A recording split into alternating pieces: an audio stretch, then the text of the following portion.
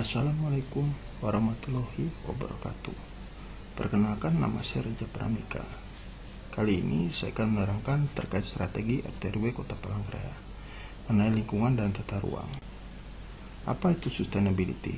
Sustainability berasal dari bahasa Inggris, itu kata sustain yang artinya berlanjut dan ability yang artinya kemampuan, yaitu kemampuan untuk menjaga keseimbangan ekologi lingkungan, bahwa ketika setiap aktivitas manusia yang mengutamakan sumber daya alam harus tanpa merusak alam sekitarnya, agar keberlanjutan ekosistem di daerah tersebut tetap terjaga dan lestari.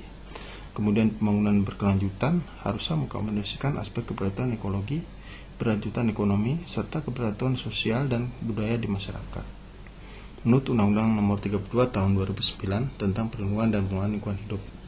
Saya ambil contoh, ada dua tempat di Kota Palangkaraya. Yang pertama ada Taman Paso Kamelu sebagai ruang terbuka hijau Kota Palangkaraya, dan yang kedua ada Arboretum sebagai tempat konservasi flora dan fauna asli Kalimantan. Sekilas Kota Palangkaraya yang memiliki luas wilayah keseluruhan 2.853,52 km persegi, di mana sebelah utara berbatasan dengan Kabupaten Gunung Mas, sebelah timur dan selatan berbatasan dengan Kabupaten Pemrisau, dan sebelah barat berbatasan dengan Kabupaten Katingan. Dan jumlah penduduk Kota Palangkaraya berdasarkan data Badan Pusat Statistik tahun 2017 sebanyak 275.667 jiwa. Kota Palangkaraya memiliki 5 kecamatan, yaitu Kecamatan Pahandut, Kecamatan Sebangau, Kecamatan Jekan Raya, Kecamatan Bukit Batu, dan Kecamatan Rakumpit. Pembagian kawasan hutan dan penggunaan lainnya di Kota Palangkaraya pada tahun 2014 dibagi berdasarkan menurut statusnya. Pertama, kawasan lindung dan kawasan budidaya, dan jumlah keseluruhannya seluas 285.349,28 hektar. Perakiraan luas kawasan lindung Kota Palangkaraya pada tahun 2033. Pertama, kawasan perlindungan seluas 137.807 hektar. Selanjutnya, ruang terbuka hijau kota 2.917,05 hektar. Kemudian suaka alam di Bukit Tanggiling seluas 2.601 hektar. Kemudian cagar budaya dan ilmu pengetahuan hutan Sebangau 352 hektar, di mana luas seluruhannya 143.677,05 hektar. Perakiraan luas kawasan budidaya Kota Palangkaraya pada tahun 2033. Pertama, kawasan perumahan seluas 62.148 hektar. Yang kedua, perdagangan dan jasa seluas 489 hektar. Yang ketiga, kawasan perkantoran seluas 527 hektar. Yang keempat, kawasan industri seluas 2.738 hektar. Yang kelima, kawasan pariwisata seluas 13.353 hektar. Yang keenam, kawasan bandara seluas 217 hektar.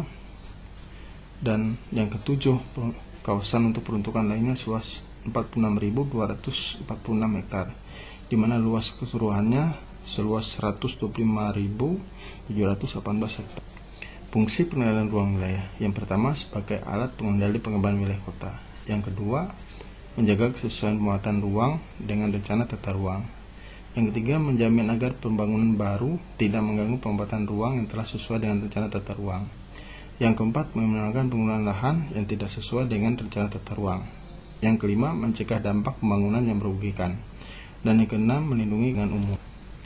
Langkah penambahan ruang terbuka hijau Kota Palangkaraya. Ruang terbuka hijaunya terdiri dari taman kota, kawasan hutan lindung, jalur hijau, dan kawasan pemakaman. Di Kota Palangkaraya juga ada wisata alam yang harus dilestarikan. Yang pertama ada Sebangau Air Hitam, yang kedua ada wisata Bukit Tanggiling. Fakta di lapangan. Yang pertama, masih banyak terjadi kegiatan illegal mining, yaitu pertambangan emas liar yang dilakukan oleh kelompok masyarakat, di mana warga masyarakat menggunakan air raksa dan membuang limbah tersebut ke sungai, sehingga air Sungai Rungan menjadi tercemar. Yang kedua, penambangan hutan secara liar yang masih banyak dilakukan oleh warga masyarakat, yang biasanya dilindungi oleh oknum pejabat. Yang ketiga, alih fungsi lahan dari kawasan hutan menjadi kawasan perkebunan kelapa sawit dan kawasan pertambangan. Dan yang keempat, kebakaran hutan, di mana masih banyak warga masyarakat yang memanfaatkan lahan dan membuka lahan baru dengan cara membakar karena dinilai lebih mudah, praktis, serta ekonomis dari segi pembiayaan. Potensi pelanggaran RT/RW, yang pertama, bakaran hutan, lahan dan gambut.